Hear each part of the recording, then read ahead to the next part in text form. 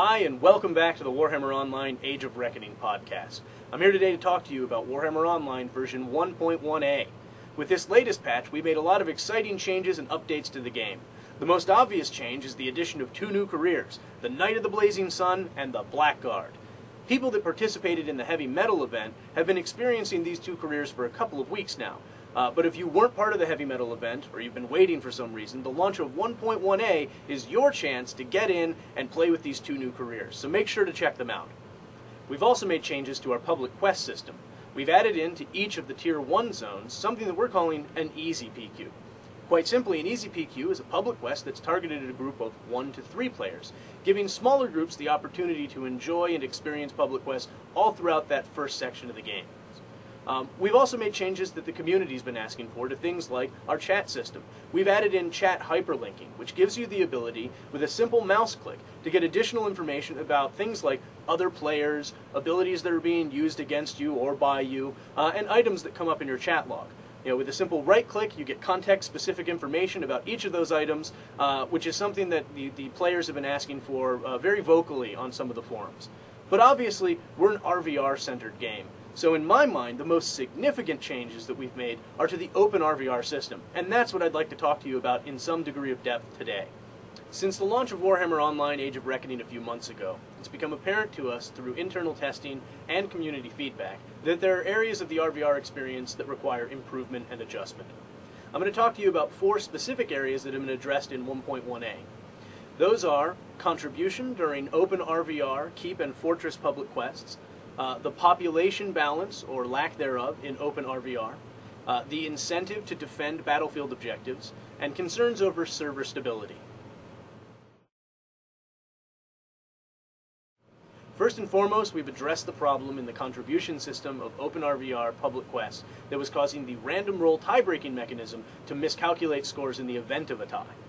But perhaps more significantly, we've taken steps to try and avoid ties in Open RvR public quests. Previously, almost all of the contribution in an Open RvR PQ came from killing the Keep Lord. Now, in 1.1a, everything that you're doing as part of a Keep or Fortress siege will help to add additional contribution points to you, up to and including that final assault on the Keep Lord. One of the most vocal concerns we've been hearing from the player community since the launch of Warhammer Online Age of Reckoning relates to the inconsistent and unpredictable population in Open RvR territories throughout the game.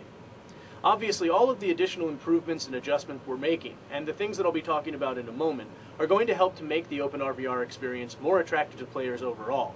But we're also making some specific changes to try and help people get into the Open RvR experience quickly and easily.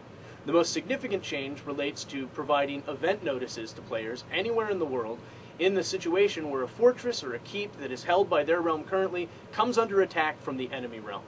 So if you're involved in a quest somewhere in the world and a fortress or a keep that's currently held by your realm is attacked by the enemy, you'll get a notification letting you know, hey, there's RvR action available in your area.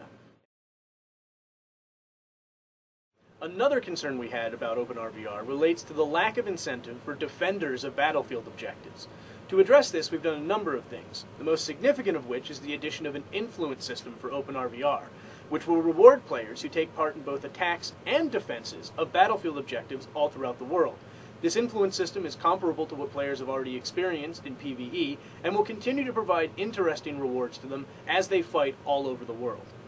In addition, we're adding extra experience and renown awards for players who choose to defend battlefield objectives in the Open RvR territories of the zones that they're currently in. Server stability in the high-end Open RvR territories of the game has been problematic since launch.